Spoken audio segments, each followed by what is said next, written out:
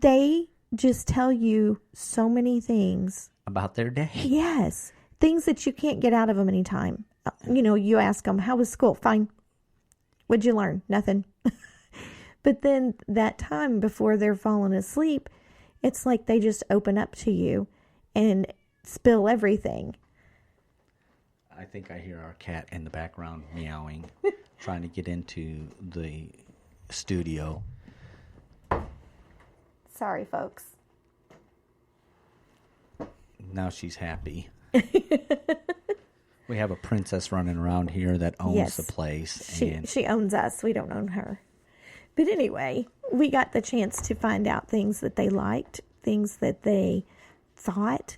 What they wanted to do.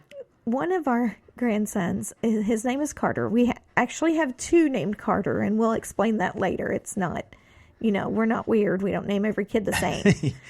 But that's not weird. Yeah, it is. The older Carter, he's 10, and we let him listen to some of the episodes of our podcast, and he'd never listened to it before, and he loved it. You were amazed. I was, because I didn't think that it would keep his attention. I thought, oh, this is grown-up talk, it's not going to interest him.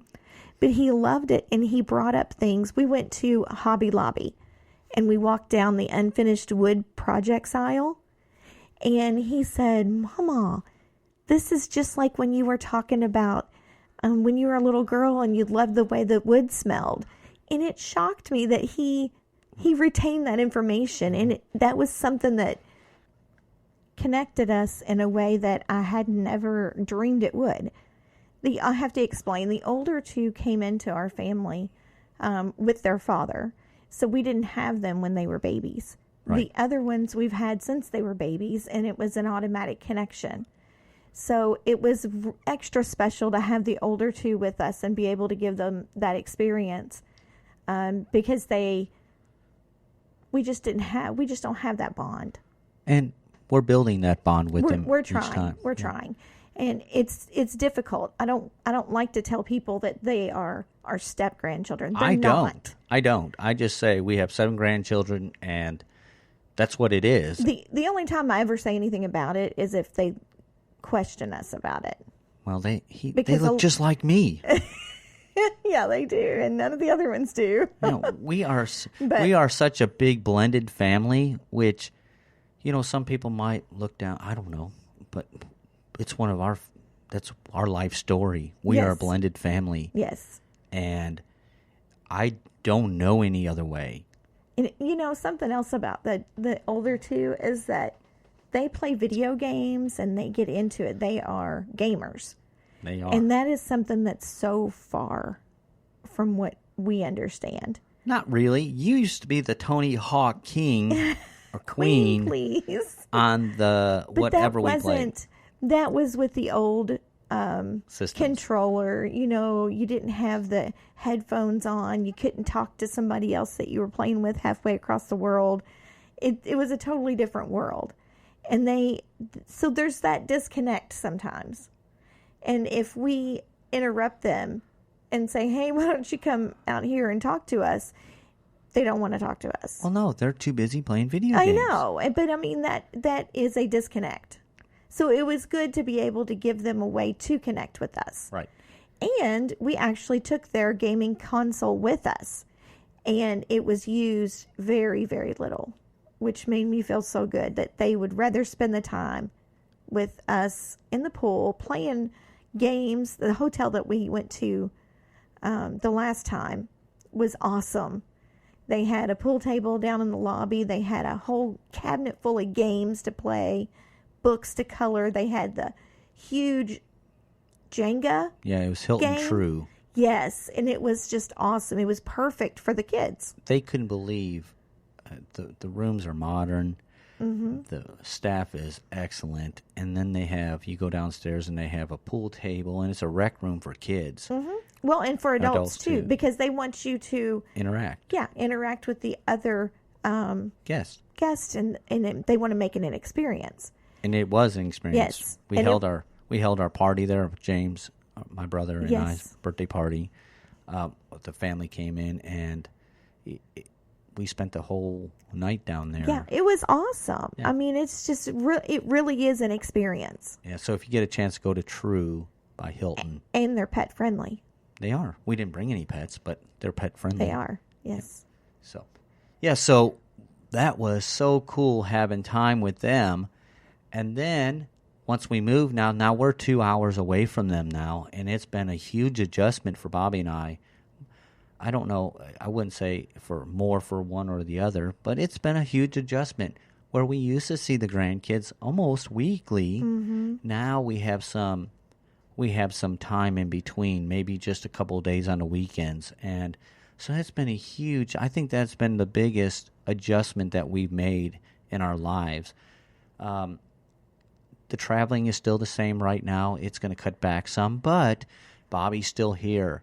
And we're back at home in Louisville,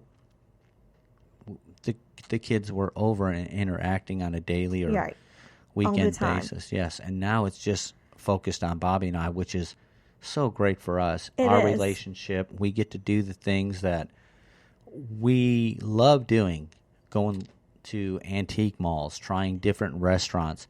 And we do those things, but we feel like there's a little missing part because we share that with the grandkids so much. But it is good for us to concentrate on each other. Yeah.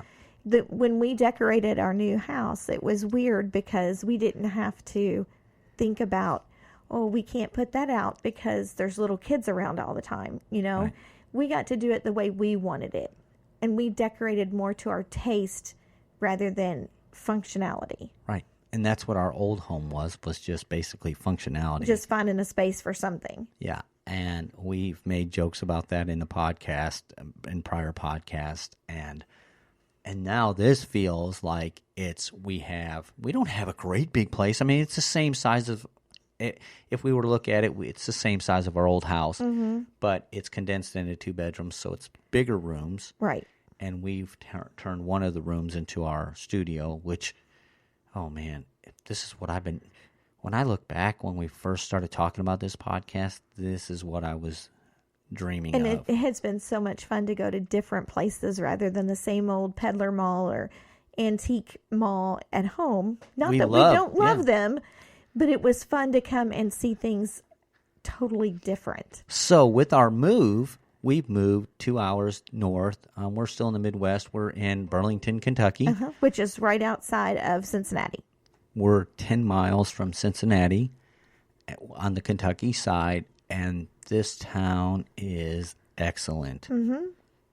Everyone is so friendly. We have such a wide variety of different types of restaurants, and you'd think we were plopped down in the country somewhere. That's what I thought we were moving to, is like a little town in the country. And we've lived in the country, in Tennessee, and then we moved to Shepherdsville, Kentucky, where that was kind of in between big city and country, because right outside of Louisville. Right, it's close enough, but you're still removed from the city. And so when we moved here, it was like, okay, we're gonna be in the woods somewhere. Yeah, Burlington. That I've never heard of it. It's a really small area, and so we thought that we would be at least a half an hour from every restaurant at mall, kind of like the way we lived in Tennessee, where if you wanted to shop, you had to drive to Jackson, Tennessee. 40 minutes away. Right.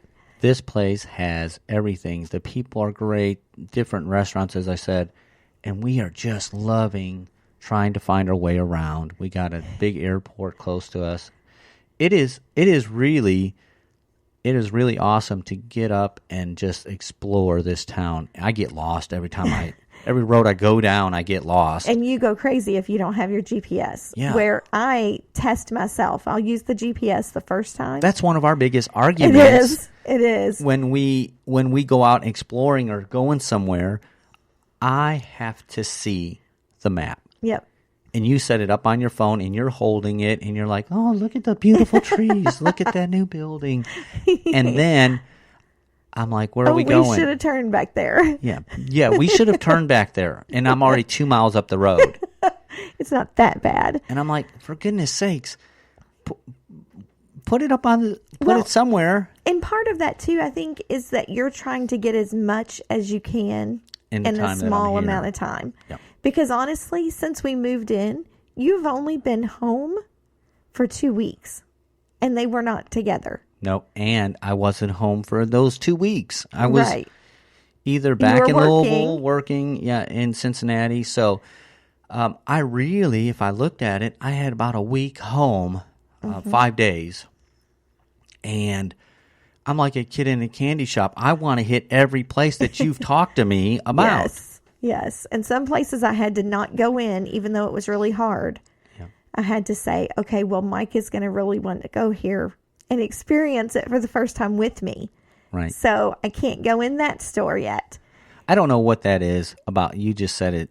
I don't know what it is about me, but everything new, everything new I want to experience. I want you to be with me. Yeah. And I feel like, again, like the grandkids, that they get cheated when only one is here and the other's not. And of course, that's not true. I think that has a lot to do with you being a twin. Maybe. Because you have that, I don't want to experience it on my own. I want to share it. Yeah.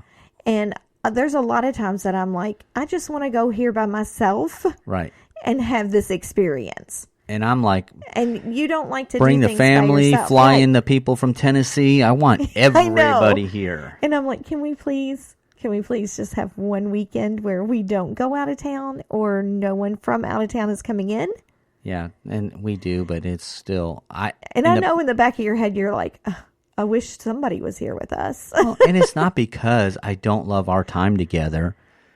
Again, when I'll give you an example. I went to North Carolina for work, and I was there for a week, and we were having meetings and different things, but one of the items we were going to do was go to this, escape room.